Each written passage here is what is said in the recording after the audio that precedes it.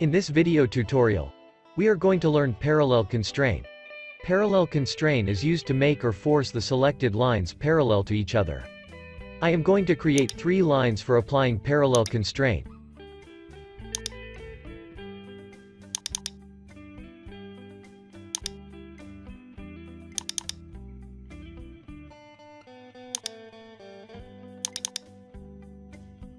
To apply parallel constraint, first thing we need to do is selecting the lines that you would like to make them parallel.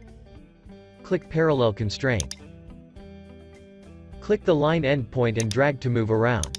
They will stay parallel to one another. The parallel constraint is applied. And then I would like this line parallel to another lines. Click to select it, hold Shift key and click another one. Click Parallel Constraint.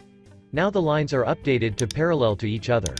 Click the line endpoint, drag to move. They are still keep parallel to each other. You could see the parallel constraint icons are appeared along the lines.